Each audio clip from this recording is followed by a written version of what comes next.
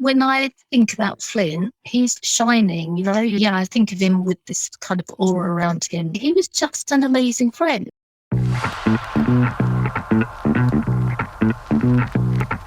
You're listening to the That Dog podcast, the show that brings you life lessons from dogs, shared by the people who love them most. I'm your host, Harriet Alexander, here to discover another That Dog story.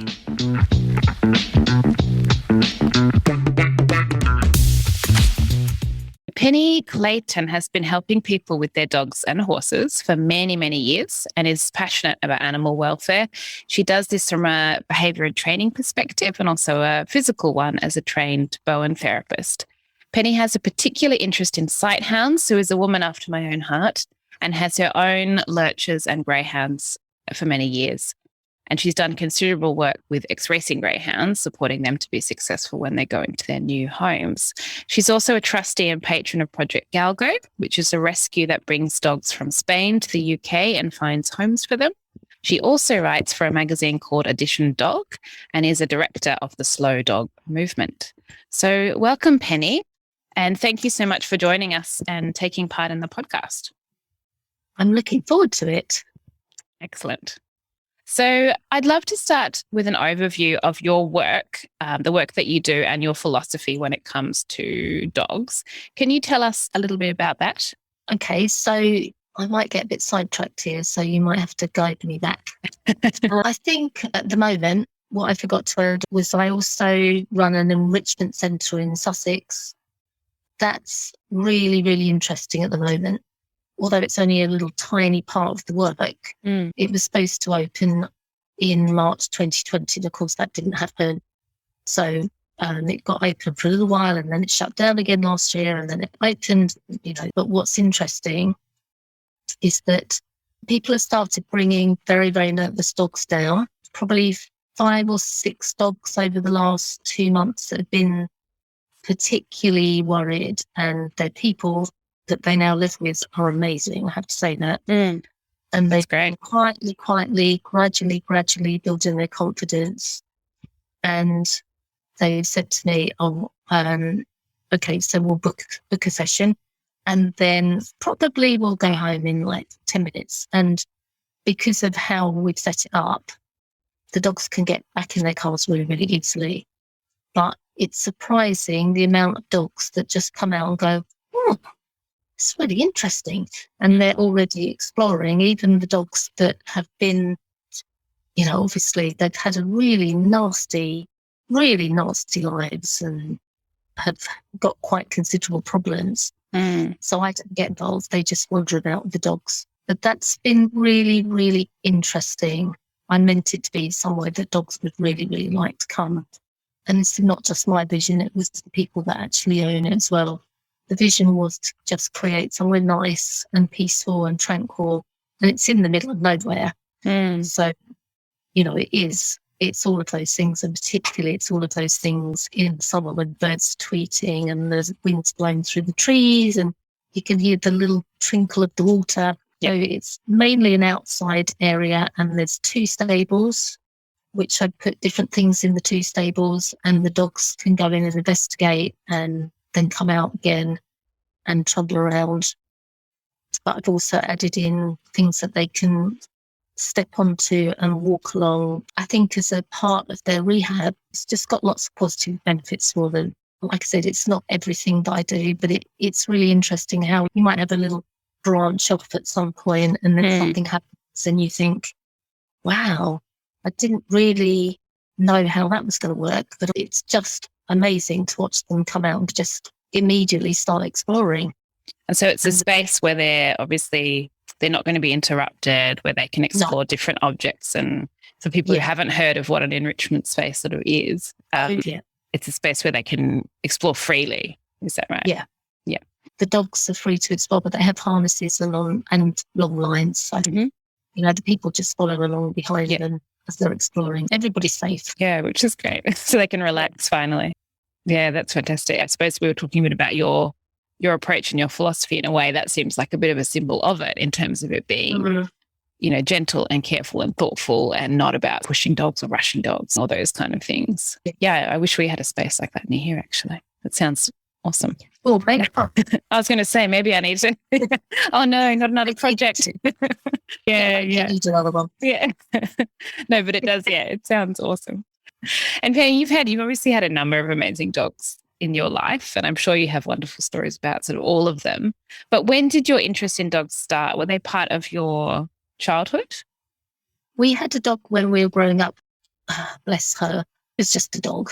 And she used to regularly get out used to be out around the estate because she'd get out the garden and somebody would go and catch her back. And she was just around and about. I don't really remember much about her. She was a real sweetie. She was like a poodle cross. So I don't think children really do have much input in family dogs, do they, to be absolutely honest? Possibly that's changed a little bit these days. Yeah, I think it varies a bit. Yeah. Yeah. So I had a lurcher when I didn't even know what a lurcher was. She was my very first dog, and she used to come everywhere with me. Everywhere. The only time I didn't have her with me was I was working in Austria for a while, and she stayed with a really good friend of mine while I was working in Austria, and she had a lovely time because I used to go there all the time anyway, so she practically lived there anyway. So she was just a really good girl. And when she went, I was absolutely devastated. It felt like somebody had cut my arm off. And I thought, that's it. I'm never just going to have one dog again. So I lost her, and she had Cushing's. And at that point, nobody really knew much about Cushing's because I'm actually looking quite a long way backwards now. Mm-hmm. So, yeah, it was awful. The whole thing always is, though, isn't it? Yeah, it not was easy easy. when I lost her. And I just used to see people with their dogs everywhere. It was just everybody walking their dogs, being with their dogs. It's awful, isn't it? It's like, Yeah. That's it. I'm never just going to have one anymore. It's too much. Yeah. Coming into my house without a dog, it's just... Oh, it's a horrible feeling. That emptiness is, it's really hard. It is very, very hard. So then I adopted another lurcher, and then somebody, I don't know how it happened really, we started going racing. Kizzy and I started going racing.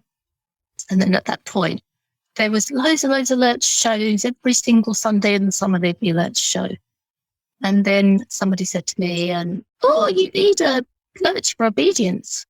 If you want to do obedience. So along came Flynt. Mm-hmm. You're that dog. Yeah. So tell us about Flynt. Let's meet Flynt. Yes, let's meet Flynt.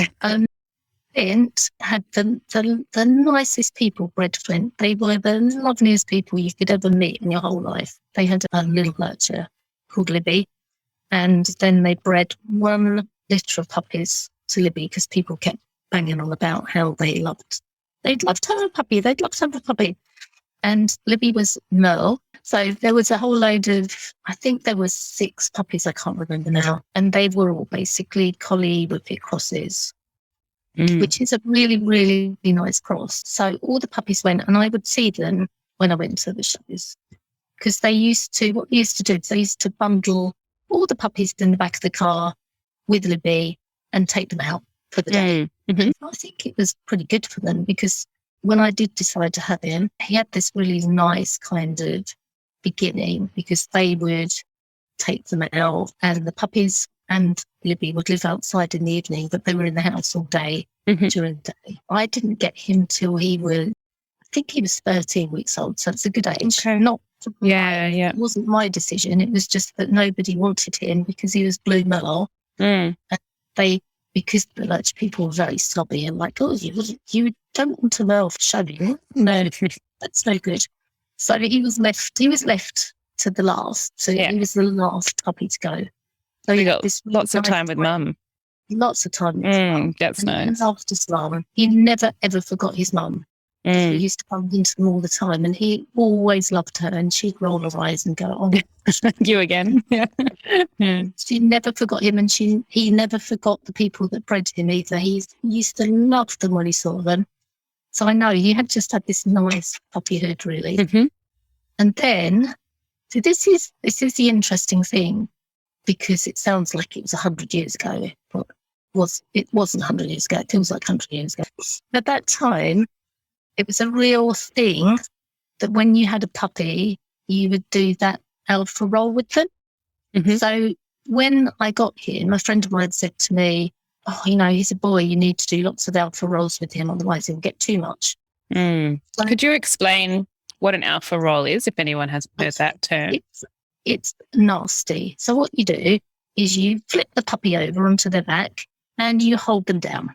Yep. So they're looking at you, poor little things, and they're looking at you, and you've got to hold them down. And the moment they stop struggling, you let go and you let them up. And the idea is that, I don't know what the flipping idea was. The idea was that it would make them very submissive. This dog will be taken over your house if you didn't do this thing. Yeah. So that's what you were told with Flynt. So that was, I was told to do that. I don't know that I did it a lot, but because he was the only puppy left, I didn't really want a boy. Kizzy was very cross with me because I got a boy. She was very cross with me. Cookie loved him the moment he stepped in the door and they used to sleep together. And that's the nice thing about having more than one dog, isn't it? Mm-hmm. They've always got other dog company. Yeah. So even though I was an absolute idiot, he had this adoring kind of sister. Loved him to bits, absolutely loved him. Yeah. Kizzy hated him. And it wasn't till I was out with all of them, actually. I used to teach somewhere. And Kizzy was still kind of ignoring him and like, oh gosh, what the hell have you bought in this house? And then one day we were all out together and there was a little terrier that used to live on this yard called Mabel. And Mabel came racing out 100 miles an hour and started, she was really horrible to Flynt. She ran over to him and was pushing him and trying to bite him, and Kizzy stepped in. This is how amazing Kizzy was, actually. She was also that dog. She split them up. I didn't have a clue, of course. She split them up. She told Mabel off, go away. And from that point on, Flynt became part of her family. So, and I remember that to this day. Isn't it interesting?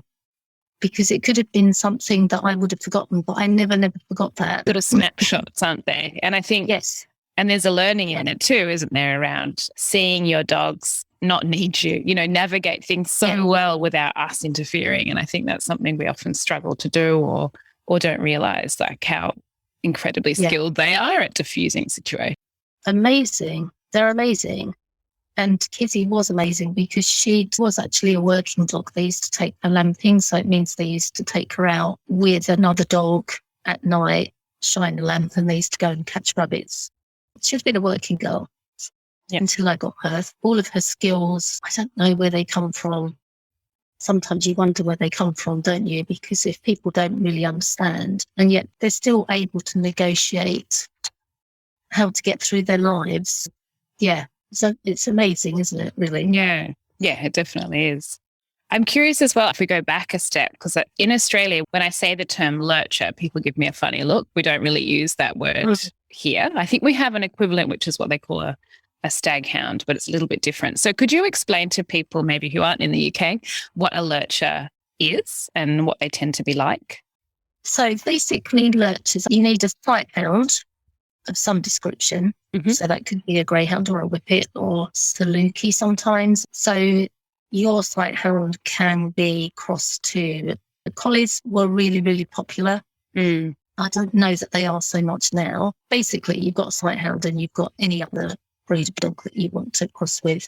Yeah. But it's pointless putting a whippet to a chihuahua because it's not going to be able to run very fast. So the idea is that they're leggy and they can catch rabbits, or they can catch hares, or they can catch foxes. It's often, with a working dog, isn't it? Sort of mixing that working dog with the sight hound, and then you end up with quite an interesting...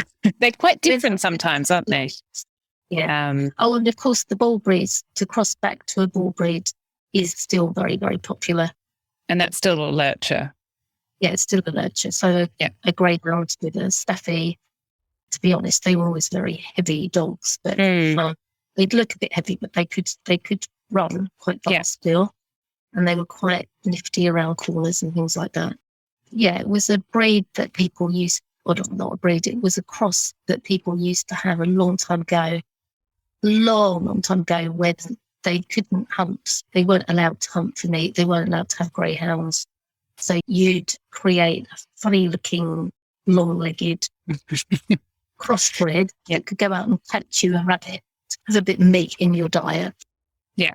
And they're beautiful dogs, I think, lurchers. Yeah. The variety and they can be very interesting looking. And as you say, it's interesting that Flynt was Merle and now that's so popular. But you're saying it wasn't that popular back then. No, well, with the showing people who were very snobby, basically, it used to be looked down on you that, oh, no, you can't take a Merle into the show ring. But actually, because I used to go every week, we used to do something every week in summer. Yeah. He won quite a lot, but there was a nice guy that used to judge quite often. He just loved him, absolutely loved him. So I'd turn up at the show one day and think, oh, that's amazing. Yeah. He was judging. I'm like, great. Yeah, you're in. And what were those early days like with Flynt? You mentioned that you were still in a state of learning a lot yourself. You mentioned the alpha roles and how that was something that you thought at the time was something you were meant to do. But what were some other challenges, or what were some of the biggest challenges with him earlier? So actually, the reason that I thought I was getting him was so I could compete in lurcher obedience. And he was actually really good at that. And his mother had been really, really good at that as well. So we went to obedience classes. If there was a dog show locally, I'd go and do the obedience class with him. And he was always really, really good. The idea with lurcher obedience is that if you had them off lead, they could kind of be anywhere you want. You could be walking. As long as they weren't disappearing off into the bushes, they were around somewhere. They didn't have to be at heel, which is actually... It's a much, much nicer thing, nice way, because that's kind of how you walk them anyway, isn't it? So, I mean, he used to just win pretty much everything because he was so smart. He was such a smart dog. And he used to retrieve the obedience class I ended up with. We used to put them in a downstay, then make tea for everybody, and then wander back into the hall. And he used to he'd just be there when I got back, and all the other dogs would just be there.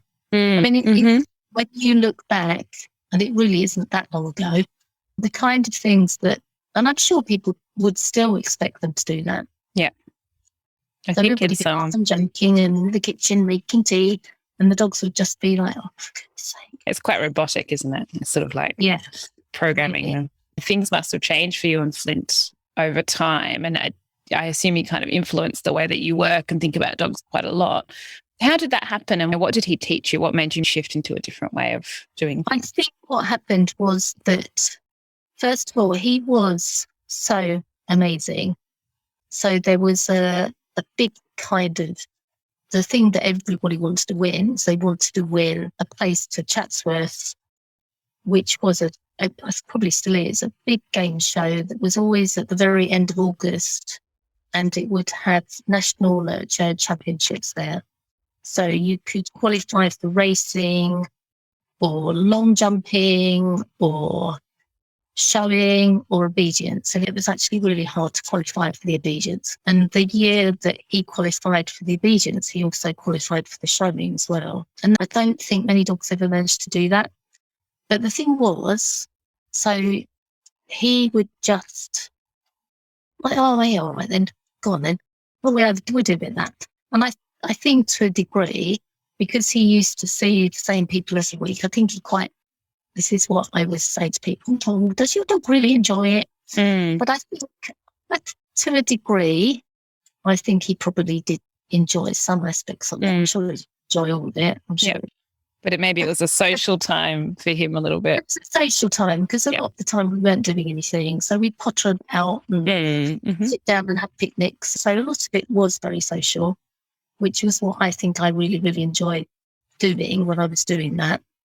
So what happened was, by the point he qualified for these championships, we'd already got to that point, and I knew there was stuff that he really hated doing, really, really hated it. When we were at Chatsworth doing this national championships, I think we came last. There were like 14 people in that championship, and I think we came last. Because some of the stuff I just didn't even really want him to do. They'd pick up things and say, oh, we want your dog to retrieve that. And he'd look at me and I'd look at him and think, why would you even want to retrieve that? But what he started to tell me was, oh, for goodness sake, it's all a load of nonsense, it's all of this stuff. Mm. And I think, so the last time we ever did one of those was, like, it started to get stupid. Like I said, you know, the retrieve section started to get stupid. So it used to be just dummies, like gun dog dummies, which he used to really like retrieving. Mm. I think because I used to think it was so amazing. He used to think it's quite fun as well. But there was one day at one show, which was the last time we did it, and the judge had that insulation pipe. And he said, I want all the dogs to go and retrieve this. I looked at him and I thought, why? Why? It's supposed to be a working dog kind of event. Why would a working dog go and retrieve a piece of insulation pipe? Mm. How ridiculous. And Flynt looked at me and I looked at him and we both kind of went, well, I'm not doing that. And actually, I just said to him, no, he's not going to do it. And that was like a mutual kind of, what are we doing here, actually? Yeah. What's the point? What is the point? Yeah. And probably not a very comfortable thing to retrieve, I imagine, because it'd be quite hard, right? Yeah. And quite thick. I don't know how they were supposed to even open their mouths wide enough to even pick the stuff up. Horrible. So it was the nagging feeling. Yes. It was a nagging feeling that it wasn't quite for you anymore. Just like that point, he would have been maybe 4 or 5 or something. We've been doing it all that time. Yeah. So as they do, he was becoming, he's just becoming one of my best friends. We'd all go on holiday and he was always such a good boy, really. It's interesting when you're talking about these things because, a lot of people do want to do activities and things with their dogs. And some people think, still feel that obedience is very important for various reasons. And you're talking about the fact that Flynt was kind of telling you, I'm not really loving this. It's not really for me. When you say he was telling you, like, what sort of things in terms of body language or what he was doing, did you notice that maybe other people would find it useful to think about? Because at that point in time, the dogs used to come with me pretty much everywhere. So I wasn't doing any dog behaviour stuff at that point. I used to think, I'd love to do that. Yeah. But I was teaching people and their horses, and the dogs would always come out with me anyway. And I think there's a realization somewhere along the line. It's like, why would you do that to your best friend? You wouldn't take your best friend out and go, okay, just go and jump over a few of those, can you? Yeah. So it felt a bit unequal. Yeah. Like power and control. Yeah. Best friend, is it? Just go and jump over a few of those and come back and tell me you loved it. This is the interesting thing, isn't it? Because having been through it, so I can say, yes, I did it. And I'm not pleased I did it. But when people say, oh, my dog loves this, it's like your question. And I say, really? Does he really? Or do you? Because I had that. I loved it. I loved going out every Sunday and seeing everybody, and we'd all get together and people would go, oh, do you know so-and-so's got a new puppy? And get the gossip. And then getting your own dogs out and people going, oh, he looks good today. He looks good today. Well, and there's ego in it too, isn't there? In terms of when you start winning competitions and your dog can do this and that, and I think it feels good to the human. But like you say, for the dog, it's often a bit irrelevant. My spare room, which is here, I have still got bags and bags of rosettes that they all won. And I used to know exactly where they'd won each one. Yeah. And remember every single, this is the one we won here and this is the one we won there. And at the time, it felt important. Yeah. And then it changed. Yeah. And then it changes because, now I've got them. I'm like, oh gosh, what the hell am I supposed to do with those? But I feel like I don't want to throw them out. And I do occasionally throw some out. And I think, I just got to throw them out. Yeah. But I don't know what you do with them. Well, and I guess it may not be what you do now, but I imagine the fact you did do it, the fact you've seen it yourself does mean that there would have been some important learning there. And you do obviously understand how that world kind of works and maybe the reasons that it's not for you. So I think sometimes, even though we might not do the same things now, it can be useful to, know why, I guess, rather than just saying, I don't want to do this without ever having experienced it or seen it. I think it's useful for exactly what you said, which is what was the point where I suddenly thought, oh, I'm not so sure that they really like this stuff. It's only really me, which is what we struggle with now. People, oh, my dog loves doing XYZ, whatever it is, agility, flyball. And then we can look at it from a different point of view. But I have been that person. I've been that person that's got caught up in really the social thing that, I go out every weekend with my friends and we do flyball or agility and my dog loves it. And I've bought these dogs to do agility. I mean, certainly with agility, and I don't know a lot of people that do agility. I do know somebody who does flyball, and she's very well aware, interesting enough, that they do, and they can sustain injuries, and maybe it's not the best thing. And I think she's on that journey too. Yeah. And maybe eventually she'll just think, why am I doing this? Yeah, that was an interesting one. If she listens to this, she'll know exactly that I'm talking about her. But she's like, I'm glad you won't mind. she says, I know you don't like flyball. Well, and we all, we're all doing things in our different ways, I guess, and learning different ways through it as well. I suppose one thing, you talk about that social aspect, and I think that is a big reason why people get dogs often, because they can provide that. Are there some ideas for maybe alternatives or perhaps more dog-focused activities, that you could suggest for people who they still want that element and they still want their dog to meet other dogs, but maybe they don't want to be doing the highly competitive stuff?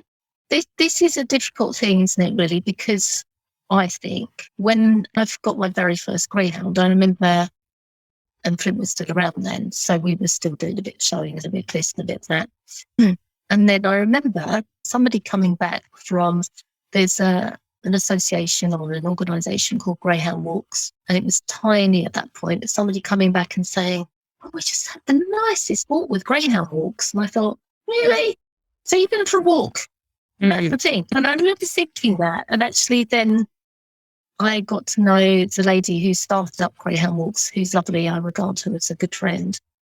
And we became friends, which was another kind of, it's kind of another curve on the journey, like a little really windy journey.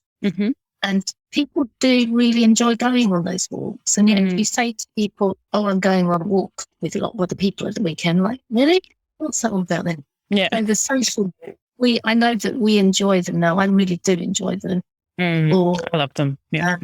Yeah, exactly. So, to watch the dogs and just kind of hang out with your dogs and talk to other people's dogs. That's the difficult thing, isn't it? To say to somebody, okay, you've got to stop doing all this really nice, lovely weekends away and this really exciting stuff, and then go on a social walk instead. It's actually quite hard to make that conversion. And the only way you're going to make that conversion is if you suddenly go, oh, I don't know that my dogs really enjoy this that much. Shall I do something that they would enjoy? Yeah. So it's got to be, it's nothing to do with the dog, is it? It's to do with us reevaluating how we should spend time with the dogs. And what they would sort of want to do. That's not ironic. No, yeah, exactly. I want to go jump over some stuff.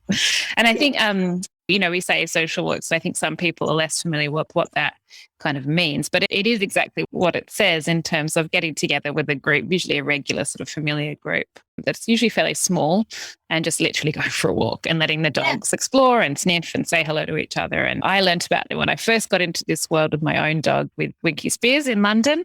Yeah. And I had a reactive dog and we went along to social walks. And I was like, okay, so that's how we're going to deal with this problem. We're just going to go for a walk, right? That's right.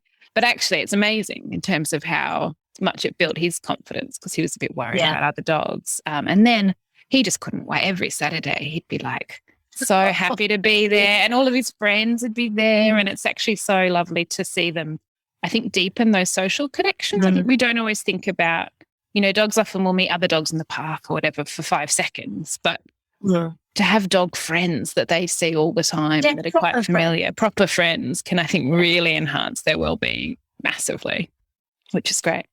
So thinking about lessons that Flynt taught you, what advice would you have for people listening, when it comes to their relationships with their dogs? When I think about Flynt, he's shining, Yeah, I think of him with this kind of aura around him. He was just an amazing friend. If people think they're just buying an animal, you're already on the wrong kind of path, aren't you? Because if people think, what I really would like is somebody to spend the next 10 years of my life with, which actually, interestingly enough, when I got Teaser, my very first nurture, the boyfriend I had at the time said to me, it's going to be 15 years, don't you, of your life? And I think that people forget that this friendship is going, if you're lucky, it's going to last 15 years. People have got to recognise if they want a robot, like you were saying earlier, if they want a robot that does everything they say, no. That's not a friend, isn't it? You don't treat your friends like that. I think it's a really good point. And I think that sometimes with humans, we hear 10, 15 years and we don't really think about what that actually means. Like, no. It's longer than a lot of relationships. Like it's a long time. And it's 24/7 and it's a lot of responsibility in terms of, their welfare is totally in your hands because they are, at the end of the day, they're captive animals. Yeah. You can't do much about the situations that they're in. So I think it's a really good point that, if you're not up for that, hopefully very equal kind of friendship where you get to know each other and understand each other and respect that autonomy that they have. Problems like our friends do. Just like we will. Yeah. I've got friends that that's what friends are about. And they'll just go, oh, I'm having a really bad day. Yeah. You have a kind of like, okay, well, have I got time? Of course I've got time. She's one of my best friends. Yeah. So you sit down and you make that time, don't you? Mm-hmm. For somebody that you're not bothered about, you go, just go off to work. Yeah. There's that much deeper connection, isn't there? Mm-hmm. And they do have off days just like our friends do. Yeah. I think that's important too, is that they will have days where they're just not feeling great or they just don't feel like doing the thing that we think they should be doing, which is a big part of your story with Flynt was just that realization of him getting to that point. So I think that's a very useful thing for people to reflect on. Yeah. Well, if people want to learn more about you and your work, Pennie, where can they find you? I have a website, which is horseandhoundschool.co.uk. Mm-hmm. And I have a dog group called Enhancing the Life of Your Hound. And I'm also a director of the Slow Dog Movement on Facebook as well. The website is www.slowdogmovement.org. We'll put those links in because they're all really great resources. I know that Facebook group is excellent. There's lots of good stuff on there. And obviously Slow Dog Movement, probably have to do another podcast about that at some time as well, because it's a lot to go into, but that's also a really great resource for people and links in a lot to the things that you're talking about in terms of how we live with our dogs. So that's awesome. Well, thank you so much for your time and for sharing the story of Flynt and all of his teachings. It's been really, really lovely reliving some of the time I spent with Flynt. Yeah, they're pretty special, aren't they? Yes, they are very, very special. Yeah. All right. Well, thanks so much. Thank you, Harriet. Thanks for listening to the That Dog podcast, hosted and produced by me, Harriet Alexander of All Dogs Are Good. You can find out more about my work by visiting alldogsaregood.com. Make sure to subscribe to the podcast on Spotify, Apple Podcasts, or your favourite platform. And if you enjoyed the show and want to hear more, leave a review. It really does help the podcast. And now, it's time to go and learn from your dog.